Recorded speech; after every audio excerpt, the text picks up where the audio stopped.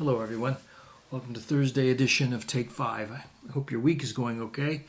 We've been taking about 5 minutes or so all summer long. We've been looking at the words of Solomon in the book of Ecclesiastes and finding that some of the enigmas or riddles of this book might have a lot of application to our lives.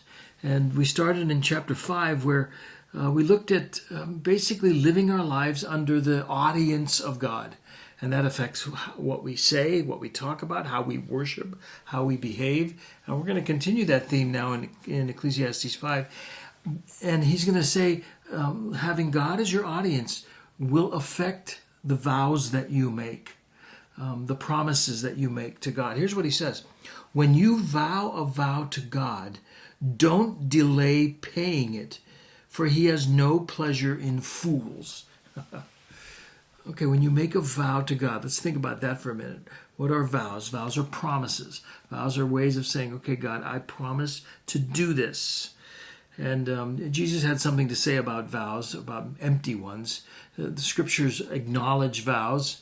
I think it's Genesis 24.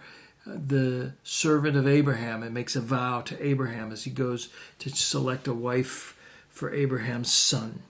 In the book of Nehemiah, when they come back to the land, all the people make a vow before the Lord to keep the law of Moses again.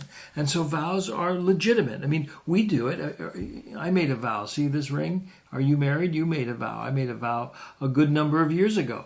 And my vow was to unconditionally love Sue with God as my witness till death do us part. And so far, so good.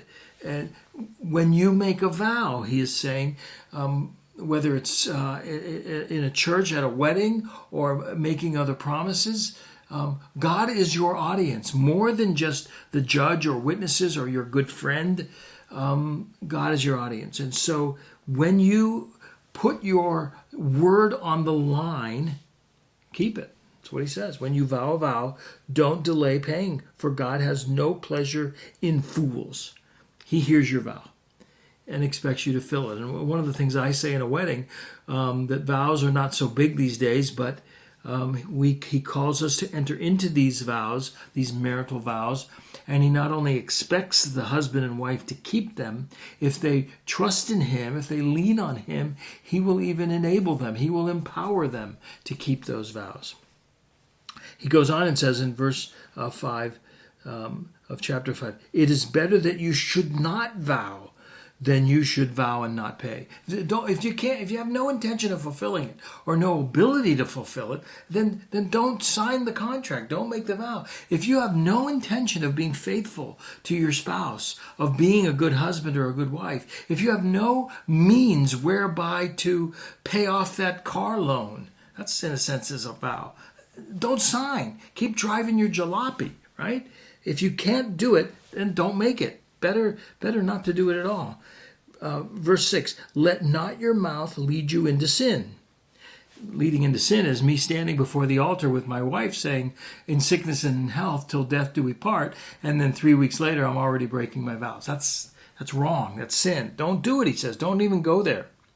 And do not say before the messenger, oh, it was a mistake. Oh, I should never have said yes to this. No, I just don't do it. Why should God be angry at your voice and destroy the works of your hands? Just don't enter into that promise.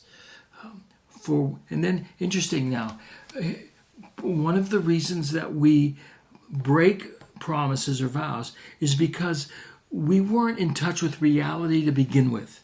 Here's what I mean. Listen to what he says at the end of this section, Ecclesiastes 5, verse 7. When dreams increase and words grow many, there is vanity, but God is the one you must fear. What does he say? When dreams increase, whether it's the pipe dream that I can afford this, whether it's the dream that I really have the love and the wherewithal to be married to you, whatever my fantasy is, when the fantasy increases and my words grow and I talk more and more and more, when dreams increase and words grow many, there's no reality there. That's vanity. That's futility. But God is the one who you fear. when you verbalize your dreams, when you say your vows, when you make your promise, realize God is your audience. Fulfill your promise or don't make one at all. I'll see you next week. Have a great weekend. So long.